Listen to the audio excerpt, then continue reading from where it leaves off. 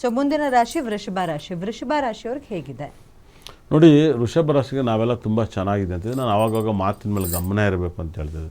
ವೃಷಭ ರಾಶಿಯವರು ನೀವು ಬರ್ದಿಟ್ಟು ಕೇಳಿ, ವೃಷಭ ರಾಶಿಗೆ ಗುರು 2ನೇ ಮನೇಲಿರುತ್ತೆ. ದುಡ್ಡು ಹಣ ಎಲ್ಲ ಸಿಗುತ್ತೆ, ಆದರೆ ಮಾತಿನ ಮೇಲೆ ಗಮನ ಇರಬೇಕು.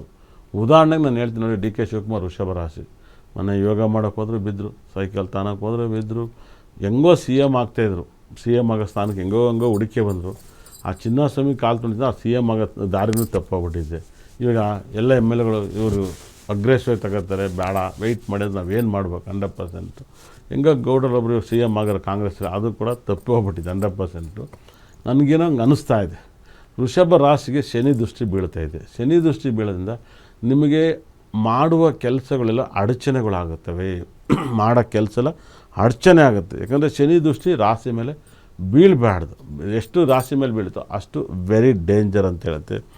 ಆದರೆ ನಿಮಗೆ ಪ್ರಾಪರ್ಟಿ ವಿಚಾರದಲ್ಲಿ ತುಂಬ ಲಾಭವನ್ನು ಇದೆ. ಕುಜಗ್ರಹ ನಿಮಗೆ 5ನೇ ಮನೆ, 6ನೇ ಮನೆ, 12ನೇ ಮನೆ ಮೇಲೆ ಪಾಸ್ ಆಗೋದ್ರಿಂದ ನೀವು ಪ್ರಾಪರ್ಟಿ ತಗೋಬೋದು. ತುಂಬ ಜನಕ್ಕೆ ಮೇಷರಾಶಿಯವ್ರಿಗೆ ಇಷ್ಟೊಂದು ತೊಂದರೆ ಇದೆಯಲ್ಲ, ವೃಷಭ ರಾಶಿಯವರು ಮಾತಿನ ಮೇಲೆ ತುಂಬ ಗಮನ ಇರಬೇಕು. ವೃಷಭ ರಾಶಿಯವರು ಮಾತಿನ ಮೇಲೆ ಸಿಕ್ಕಾಪಟ್ಟೆ ಗಮನ ಇರಲಿ. ಮಾತು ಎಷ್ಟು ಮೌನಾಗಿ ಆಡ್ತಾರೋ ಅಷ್ಟು ನಿಮ್ಗೆ ತುಂಬ ಒಳ್ಳೆಯದು. ವೃಷಭ ರಾಶಿಯರಿಗೆ ಎಲ್ಲೋ ಗೋಲ್ಡ್ ಸಿಗೋದು, ಪ್ರಾಪರ್ಟಿ ಸಿಗೋದು, ಒಳ್ಳೆ ಕಾಸ್ಟ್ಯೂಮ್ ಸಿಗೋದು, ಇದೆಲ್ಲ ನಡೀತಿದೆ.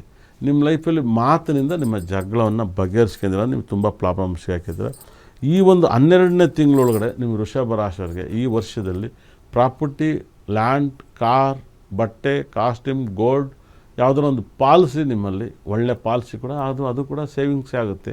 ಸೇವಿಂಗ್ಸ್ ಮೇಲೆ ದೇವರು ಗುರುಗ್ರಹ ನಿಮ್ಗೆ ಸೇವಿಂಗ್ಸ್ ಕೊಡ್ತಾನೆ. ಮತ್ತು ವಿದ್ಯಾಭ್ಯಾಸದಲ್ಲಿ ಮಕ್ಕಳಿಗೆ ಒಳ್ಳೆ ಎಜುಕೇಷನ್ ಬರುತ್ತೆ. ವೃಷಭ ರಾಶಿಯವರಿಗೆ ಈ ವರ್ಷ ತುಂಬ ಚೆನ್ನಾಗಿ ಓದ್ತಾರೆ. ಯಾರೆಲ್ಲ ಇದ್ದಾರೋ ಹೋದ ವರ್ಷ ಮಕ್ಕಳು ಯಾರು ಚೆನ್ನಾಗಿ ಓದಿಲ್ವೋ ಈ ವರ್ಷ ಚೆನ್ನಾಗಿ ಓದ್ತಾರೆ. ಒಂದು ನಿಮ್ಮ ಲೈಫಲ್ಲಿ ಗುರುಗ್ರಹದ ಒಂದು ಸ್ಟೋನ್ನ ತಗೊಂಡಾಗ ಮನೇಲಿಡಿ, ನಿಮ್ಮ ಜೀವನ ಪಾವನ ಆಗುತ್ತೆ. ಅದೇ ರೀತಿಯಲ್ಲಿ ಎಜುಕೇಷನ್ಗೆ ಸಂಬಂಧಪಟ್ಟಂಥ ಕಲ್ಲನ್ನು ತಗೊಂಡಾಗ ಮನೇಲಿ ನೋಡಿ, ತಿರುಪತಿಗೆ ಹೋಗ್ತೀರಾ, ನೀವೆಲ್ಲವೂ ಬೆಟ್ಟ, ಆ ಬೆಟ್ಟ ಎಲ್ಲ ಸ್ಟೋನೇ ಒಂದು ಕಲ್ಲೇ.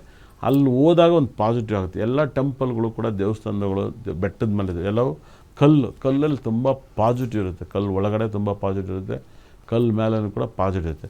ಯಾವ ಕಲ್ಲನ್ನು ನೀವು ಬಳಸಬೇಕು ಅನ್ನೋದು ತುಂಬ ಇಂಪಾರ್ಟೆಂಟ್ ಆಗುತ್ತೆ. ಆ ಕಲ್ಲುಗಳನ್ನು ನೀವು ಬಳಸಿದಷ್ಟು ನಿಮ್ಮ ಲೈಫಲ್ಲಿ ತುಂಬ ಚೆನ್ನಾಗಿರ್ತೀರ. ವೃಷಭ ರಾಶಿಯರು ಇವಾಗ ನೇರ್ಲೆಹಣ್ಣು ಸೀಸನ್ ತುಂಬ ಜಾಸ್ತಿ ಇದೆ. ಹೈಯೆಸ್ಟ್ ನೇರ್ಲೆಹಣ್ಣನ್ನು ಊಟ ತಿನ್ನೋದು, ನೇರ್ಲೆಹಣ್ಣನ್ನ ದೇವ್ರ ಪೂಜೆಗಿಡೋದು ನಿಮಗೆ ತುಂಬ ಒಳ್ಳೆಯದಾಗುತ್ತೆ. ನೇರಳೆ ಬಂದು ಚಂದ್ರಗ್ರಹ ಅಧಿದೇವತೆ ಆಗುತ್ತೆ. ನಿಮ್ಮ ಮನೇಲಿ ನೇರ್ಲೆಹಣ್ಣು ಇಲ್ದರೆ ಇರನೇ ಬೇಡಿ. 100% ನಿಮ್ಮ ಪರ್ಸು ಅಲ್ಲಿ ನೇರ್ಲೆಹಣ್ಣು ಅತಿ ಹೆಚ್ಚು ಯೂಸ್ ಮಾಡಿ. ನೇರಳೆ ಮರ ಬಂದು ಚಂದ್ರನಿಗೆ ತುಂಬ ಬೆನಿಫಿಟ್ ಅಂತ ಹೇಳುತ್ತೆ. ಈ ಒಂದು ವೃಷಭ ರಾಶಿಯವರು ಸಾಕಷ್ಟು ಪುಣ್ಯ ಮಾಡಿದ್ರೆ, ಆದರೆ ಶನಿ ದೃಷ್ಟಿಯಿಂದ ನೀವು ಹಾಳಾಗಬೇಡಿ. ನಿಮಗೆ ಶತ್ರುಗಳಿದ್ದರೆ ಅವರು ಶನಿ ದೃಷ್ಟಿ ಅಂತ ಹೇಳ್ತಾರೆ. ಶತ್ರುಗಳ ದೃಷ್ಟಿ ಇದ್ದರೆ ನೀವು ತುಂಬ ಕೆಟ್ಟದಾಗುತ್ತೆ. ಯಾರಿಗೂ ಶತ್ರು ಇಲ್ಲ, ನಾನು ಒಂದು ಸೈಟ್ ತಗೋತೀನಿ, ಒಂದು ಮನೆ ತಗೋತೀನಿ, ಒಂದು ಕಾರ್ ತಗೋತೀನಿ, ಬೈಕ್ ತಗೋತೀನಿ, ಅವ್ರಿಗೆಲ್ಲ ಹಂಗೆ ಏನೂ ಆಗೋಲ್ಲ. ಊರನ್ನೇ ತಗೋತೀನಿ, MLA ಆಗ್ತೀನಿ, ಮಿನಿಸ್ಟರ್ ಆಗ್ತೀನಿ, CM ಆಗ್ತೀನಿ, ಈ ಥರ ಎಲ್ಲ ನೋಡಿ. ಡಿ ಕೆ ಶಿವಕುಮಾರ್ CM ಆಗ್ಬೋದು ಅನ್ನೋಕ್ಕೆ ಆಸೆ ಇರುತ್ತೆ.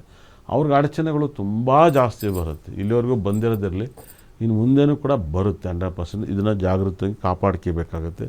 ತುಂಬ ಕೇರ್ಫುಲ್ಲಾಗಿ ಹ್ಯಾಂಡ್ಲ್ ಮಾಡಿದರೆ ತುಂಬ ಒಳ್ಳೆಯದು. ವೃಷಭ ರಾಶಿಯವರಿಗೆ ಈ ಒಂದು ವರ್ಷದಲ್ಲಿ ತುಂಬ ರಾಜಯೋಗ ಇರುತ್ತೆ. ಆದರೆ ಶನಿ ದೃಷ್ಟಿಯಿಂದ ನೀವು ಹುಷಾರಾಗಿ ಪಾರಾಗಿ ಅಂತ ಹೇಳ್ತೇನೆ.